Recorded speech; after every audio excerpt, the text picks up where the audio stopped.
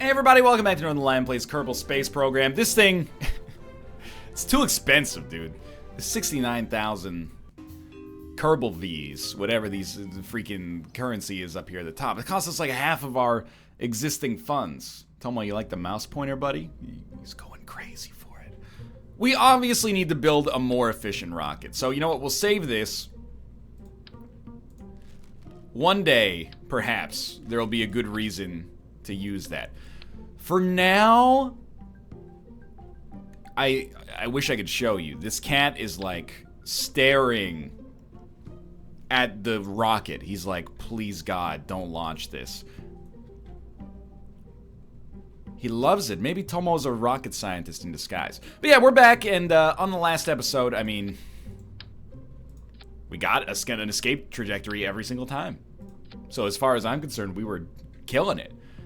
However, didn't end up with the greatest results in the whole scheme of things, because we never finished our test. So I think we do need to launch lighter rockets, and maybe our solution, and I haven't tested this that much, maybe our solution is actually a lot less fuel and a lot less engines. So we need a phase one. Goodbye, Tomo. We need a phase one that's like really good thrust to get us up there, I think. But what if we had, well, and then if we're gonna do that, the problem is, if we're gonna use these decouplers, I don't understand what we use the decouplers for. Unless these manifold decouplers, or detachment manifolds, are actually meant to, like,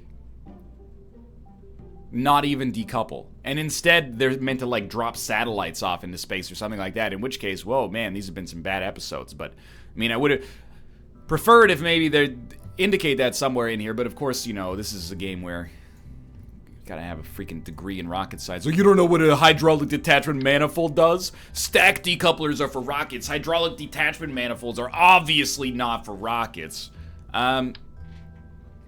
Anyway, I'm being needlessly sort of dismissive there, and I apologize for it. Try to do a bilaterally symmetrical sort of rocket setup here. Just make sure everything's aligned relatively properly. So I'm thinking very simple few stage rocket here. I'm an idiot for the most part, and I think that's abundantly clear, but it's important to remember. Come on, we can get these snapped. There we go. It's important to remember. So I still think more fuel equals you go faster and farther. Deep in my brain, there is an incorrect assumption about the nature of fuel. And I forget that engines make things heavier. You should probably put an engine at the bottom of this thing.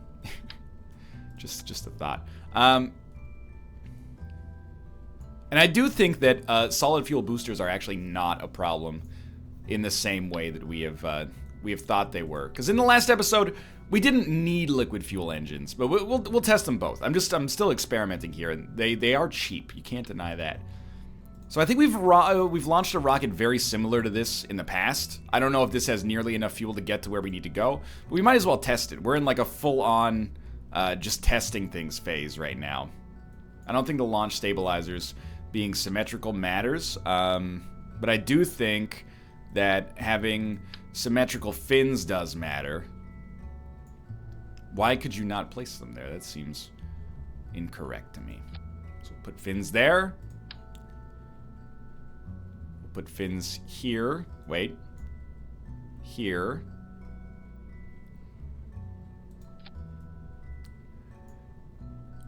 And then fins here.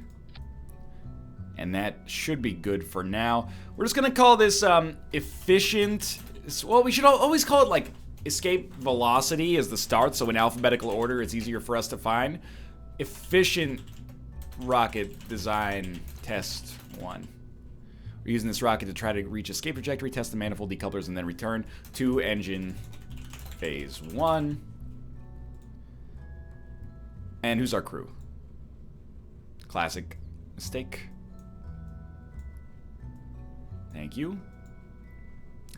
Again, not high hopes here. Also, you need a decoupler and a heat. Well, you might not need a heat shield, but at this point, what do we care, right? Like, we can afford a heat shield. So forget the science for now. If this rocket actually works, we can worry about that later. Let's make sure our staging's correct as well. This is, again, we're still experimenting here. This is necessity's the mother of invention or something. So, yeah, okay. Our hydraulic detachment manifolds are gonna pop. But our rocket is so much lighter now. Did we not have a... We didn't put a decoupler up here. We should revert, just in case this one does work. The rocket has so much less thrust, but so much more... well, it has so much less weight that I think we might be able to have a nice effect on it here. And maybe if we can engage in that gravity turn a little earlier, things will be nice. So let's SAS on.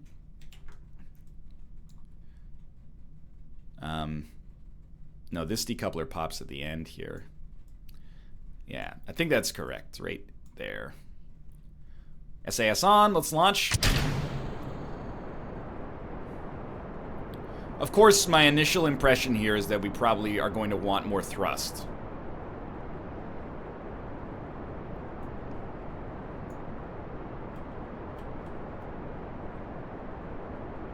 I'm trying to turn us. It's not working too well right now, which makes sense because we just got two big, you know, FU engines on the back of this thing. But it's flying nicely.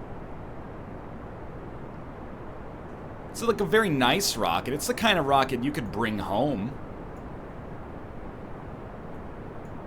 We got a mild roll. Whoa, okay, that's way too fast.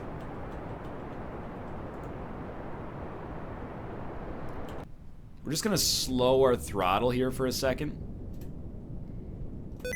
Yeah, I don't want sticky keys open. It actually scares me every single time.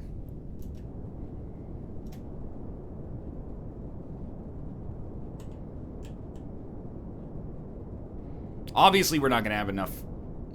We're not gonna have enough. I'm not gonna say we're not gonna have enough fuel because that might be a misdiagnosis. I'm just gonna say we don't have enough.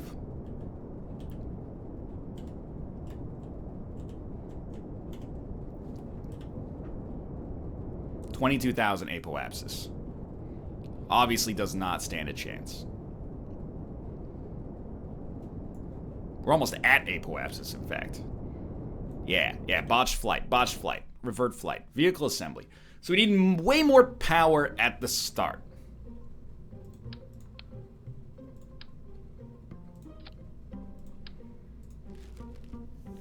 I don't know how efficient the solid fuel boosters are, by the way. My hope is that they're extremely efficient, but I think they're really just cheap. What if instead... Okay, hear me out here. Still, we're just largely spitballing, to be honest with you, to see what's gonna work, but...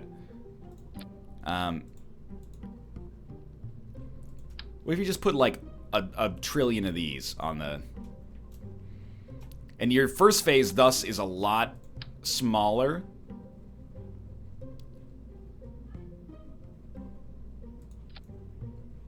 but no less impressive.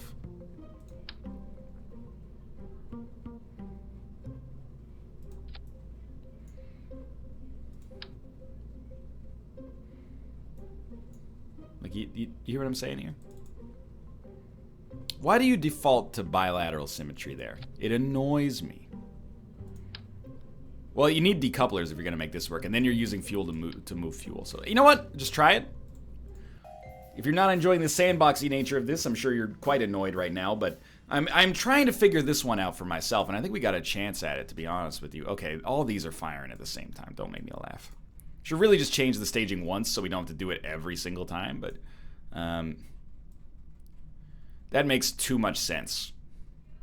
This decoupler always happens later. Okay, sweet. SAS on. Throttles at max just because, and then...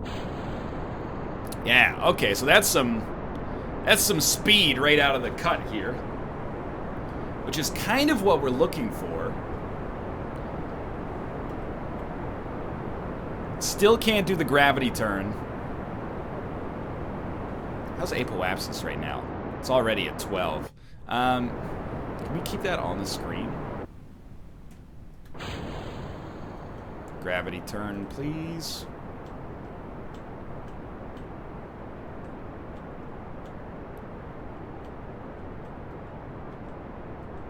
Stability assist, I'm begging you. 24,000. What if you shift down, shift down. Okay, stability assist has got me. We are approaching apoapsis, which is the thing here. We can extend it, but we're extending it at like a horizontal vector, I think. Yeah, so... Well, the good news is we're already extending the vector, I suppose. The bad news is I don't think this is the most fuel-efficient way to accomplish what we were looking for. But last time we were getting an apoapsis that was like straight up and straight down. So I think, again, more thrust in the early phase is one way maybe we could solve this problem. But we are running the risk of putting ourselves in the same situation that we put ourselves in many times in the past, which is just not...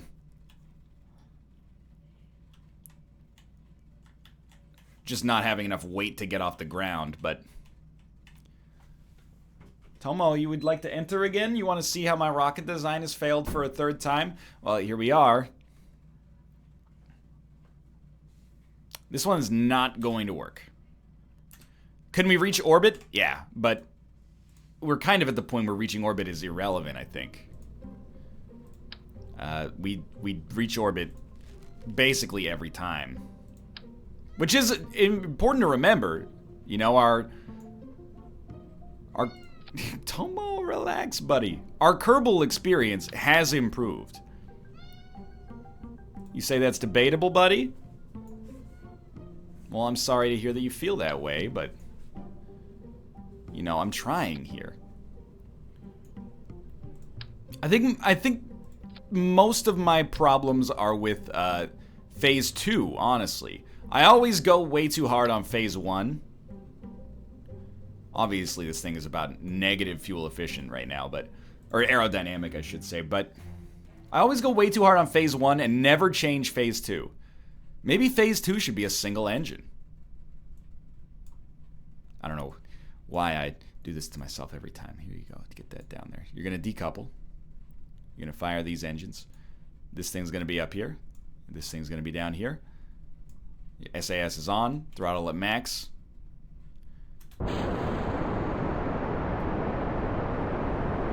It's beautiful. It's also very, very loud, but beautiful nonetheless.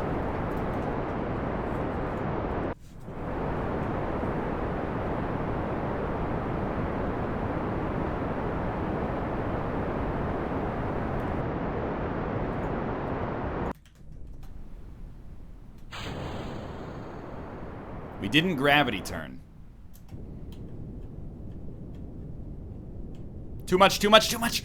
Oh, too much, too much, too much, too much, too much. Prograde marker, please.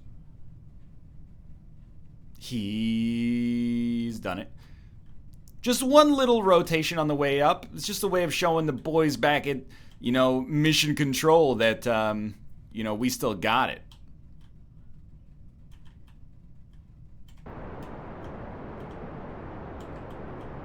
I don't like the way the apoapsis, or the prograde marker is coming up to meet us. Yeah, my apoapsis fell like 1,000,000%.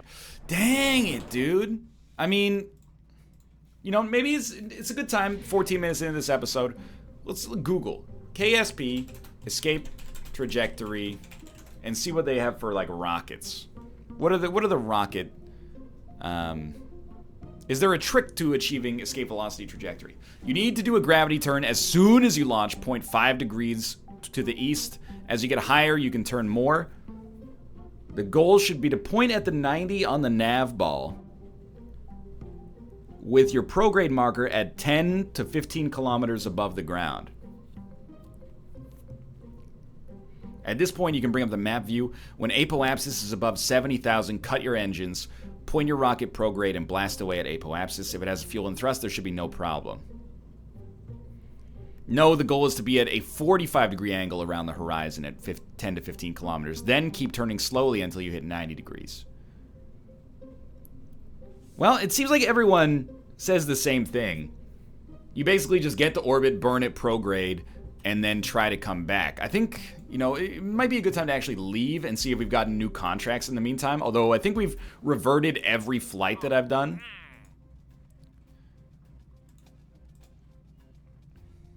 Test a stack separator splashed down at Kerbin. This, I gotta get some progress, I think. So let's go back here for a second. We'll come back to this escape velocity. Maybe we could use some more tech that would make it plausible, and I've been futilely spinning my wheels. Stack separator, splash down on Kerbin. It's 2 science, but it seems like the easiest money of all time. So here's how I think we're gonna do this. Brand new ship. See you later. Command pod. This is command pod to ground control. And we're going to actually start to save money. I'm not going to put a heat shield on this. But what I am going to do is put some science on it because we could use some more. And, of course, we're going to have a decoupler, but we're going to use the stack separator. Wait a minute. Why does this look so small?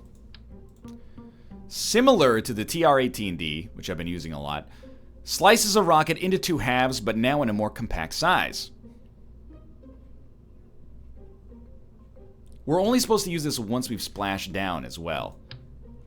So how would we do that? I think this is how we would do it. Put that there. Wait, do we really want to eject our science?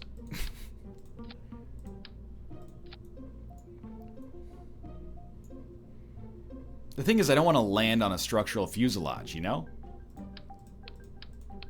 But we won't recover the science if we do it like this. I gotta think about this for 2 seconds here. The thing is, I think if we land on our science and then eject it, we don't get the science. So we want our science to be part of the final phase. But we don't want to land on the science module because we'll probably break it.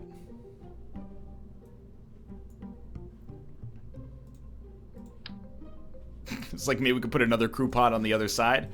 Yeah, it seems like a good idea. Turn your ship into a freaking needle or something. So we want to land on whatever we're going to put next. And what seems like this might be completely idiotic, but I'm thinking we sort of just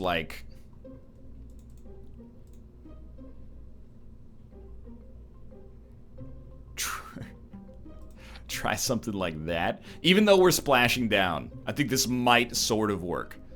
It's gonna be weird, but, welcome to my existence in this game. So, we're just gonna give ourselves, we want this to be relatively cheap, because we don't get too much money for doing it, but we want the science as well. So we're just gonna give ourselves enough fuel to probably make it, off the ground, and then also steer a little bit so we can get to the water. The water's not very far away, but still probably like to have more fuel, or too much fuel as opposed to too little, and then we'll align these along the axis with some bilateral symmetry. This is Splashdown Tests. Self-explanatory. Okay, so we're gonna launch this, then this is gonna decouple. Then this is going to decouple. Yeah, so we're going to launch, lose the engines, and then land in the water, basically, is the intention. I don't think we need stabilizers. I think we want to turn to the east to get to the water as soon as possible. So we're going to not even launch at full throttle. Put those stabilizers up.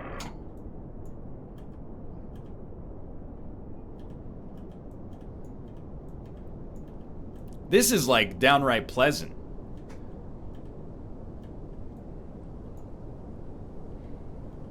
Do some science, please.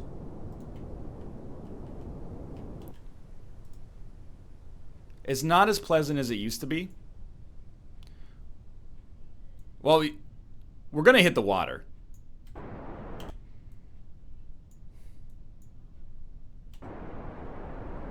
Just stabilize. I didn't have SAS on for any part of this flight. Talk about idiocy, but also cockiness. So we're starting to descend. Just trying to hit the throttle, like, slow our descent. I don't know if I'd say it's working too well. Just eject. Just eject that. Okay. Then we're going to try to get this... we're going to land dead on. This is probably going to kill us. Can you pop the parachute, please?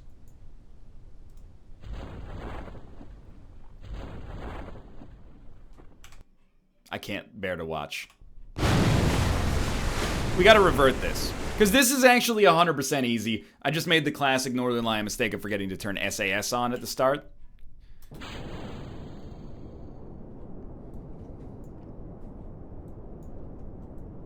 And all we're doing is, well, landing gear up, please. All we're doing is traveling, like, a little bit in this direction.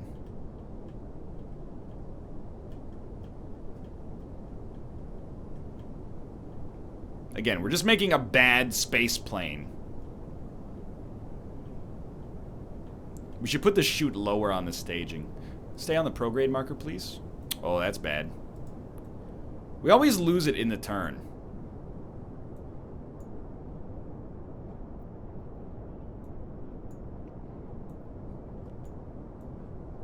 Sounds strange to say, but at least we're losing it from higher up this time. Oh, I pointed in the wrong direction. Extremely wrong direction. Out of fuel. Decouple. Deploy chute. Fast, please.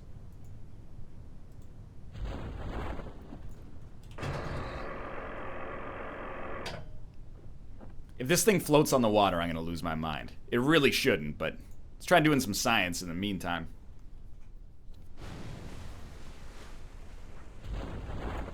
Observe materials bay. Thank you, thank you, thank you. Okay. Okay. And then after we land, we're just going to decouple this final stage. And I think this thing should work, but I'll admit, I didn't expect it to take us 2 tries. It was a pretty easy concept here. But we might actually complete successfully science. That's not how you say that expression, but you know what I mean? Complete successfully science. Here we go. He's done it. Don't drown. Decouple. He's done it. Please tell me we still have the science as well. Easiest money of all time. 17 science gained. 2 grand recovered. No XP gain for Kerman, but that's okay. Test the swivel engine. Landed at Kerbin. Dude, we're getting so many more missions, and I'm loving life. Might want to improve our reputation at some point, though. Test this. What does landed mean? We're actually going to land a rocket, and then we're going to take off again using the swivel engine?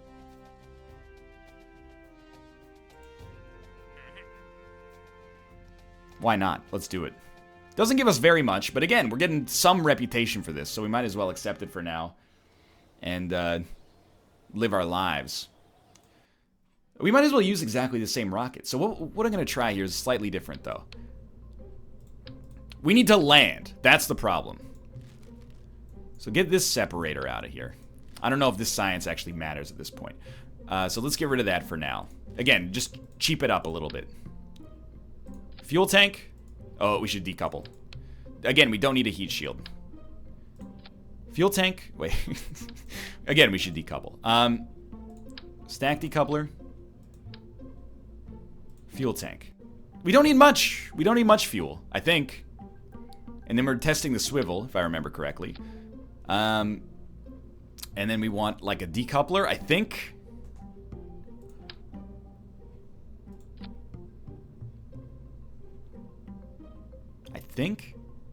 And then, like, a structural... This is weird, but hear me out here. A structural fuselage with landing gear attached to it. But, like, probably quadrilaterally symmetrical, just to increase our chances of not bricking it up completely. Sick, that looks pretty cool. So it's going to land on this. And then it's going to decouple and shoot up. Maybe. That's how I've conceived of it in my head, at least. We don't need to turn at all, which is, I think, positive. So, no, you don't start with the decoupling. Are you out of your mind? You start with the engine. Then you decouple this. Then you decouple that. So that's going to be like, okay, decouple this, land on the struts. Seems plausible. Then you're going to decouple this and fire this engine. Then you're going to decouple and land. Let's try it. This is landed engine test. We probably should have started with some stabilizers as well, but let's give it a shot, dude. I got high hopes here. It is our normal pilot, so let's get the contract up. Landed. Oh, wait, you could just test it like this? Wow. I'm still gonna try what we had given ourselves before, because it seems fun to try to do it. So we're just gonna go straight up. In fact, we could eject this engine right away. But I'm not gonna. I'm just gonna go straight up at like a very, very, very slow pace, because I want to burn out as much fuel as possible here. Oh, we're turning. Our prograde marker's spinning. Oh, but it came back. I basically want to burn out our fuel levitating, I think. Ah, no! It's the worst possible time for sticky keys.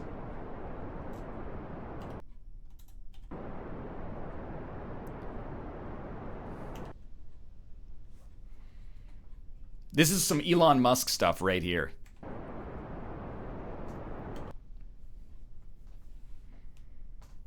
Keep it going. You know that prograde marker's going because now you're coming back down to Earth. Now I understand what I'm looking at to some extent.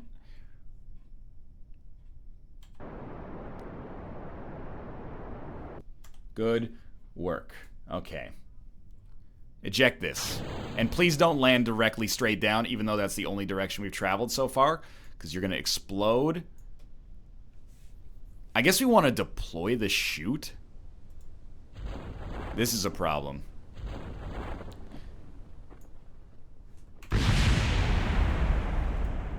Okay, so here's what we're actually going to do, because apparently I tried to get a little too big for my britches. We're going to SAS on, run test. Throttle up like really fast, and turn very, very slightly. And then immediately go back to the normal here. Or as close as we can. And then, I mean, landing gear up. I just didn't think it seemed like the right idea to try to land, you know, at 200 meters per second. I hadn't considered the physical ramifications of that part.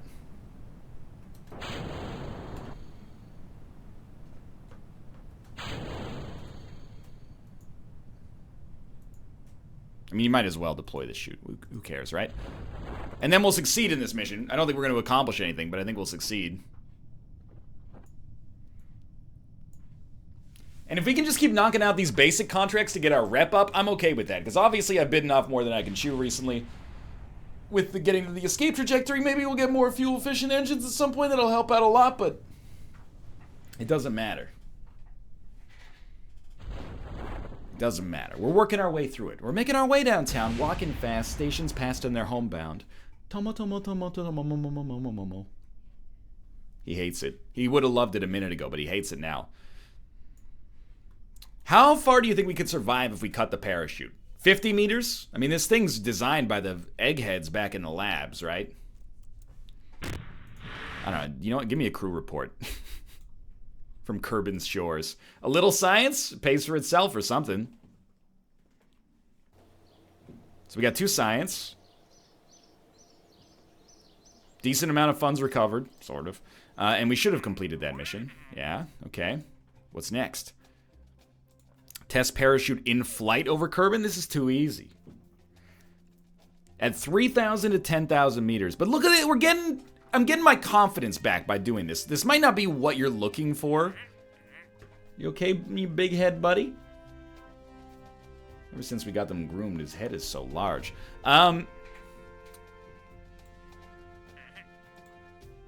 22,000 on completing this. What I'm doing is I'm getting my confidence, I'm getting science, I'm getting rep, and it feels good.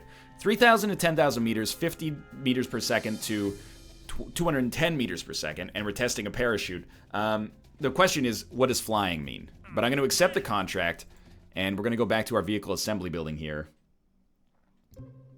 You like the mouse pointer? Is that... He's losing it. I think it's clear we do not need the landing struts, which means we do not need the structural fuselage. We got to test the parachute that we're already using here. 3,000 to 10,000 meters. We don't need very much fuel for this. In fact, I don't think we need a 2-stage rocket, if we're being realistic here. But I will take 2 fuel tanks just in case. Again, we're trying to keep costs low, so we actually make money in the process, and we can, you know, our stupid designs can start to work for us. But, you know, give me some quadrilateral symmetry here. Yeah, right on the tip. Just like a average dart looks. That's a joke. Launch stabilizers. Like, if we could have 1 launch stabilizer. It won't even connect. It's like, I don't want any part of this. Okay. Save it. This is, flying parachute test. He's looking at me. This Tomo buddy's looking at me. He looks at me and then he licks himself. I don't know if I appreciate the implication. 3,000 to 10,000 meters at a speed of 50 meters per second at 210 meters per second. What does flying mean? That's what I gotta know. Oh, just airborne? So basically, just keep your speed low. Keep your speed like at 50 meters per second. If our fuel will hold. We're just trying to get to 3,000 meters. And then we're just gonna pop the parachute. We might want to decouple and then pop the parachute. That seems sensible to me. So our speed's right. In fact, our speed is actually now super wrong. But our altitude is gonna work for us here anyway. Speed's right. We decoupled. Deploy shoot.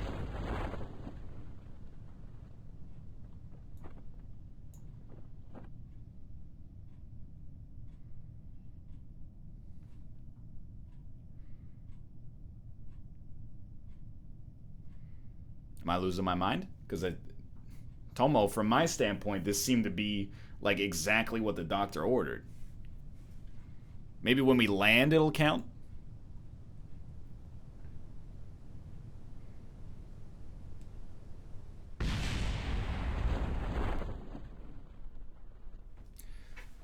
Do you right-click on it and run test? Maybe this is one of those ones that has to be activated through staging. I don't know. We're learning a lot about living and a little about love the more we play this game. The UX, you gotta kind of fiddle around with it a little bit.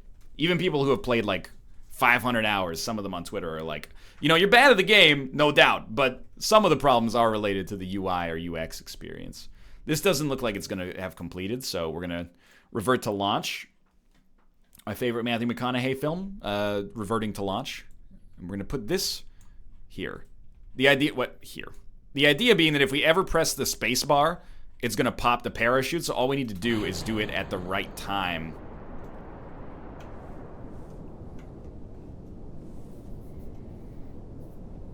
Everything's right except the altitude. So as far as I'm concerned, as soon as we press the space bar, this should work for us.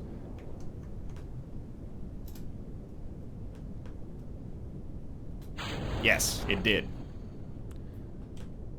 And then we're just going to roll ourselves off of this. You're a good pilot. You can do it. There you go.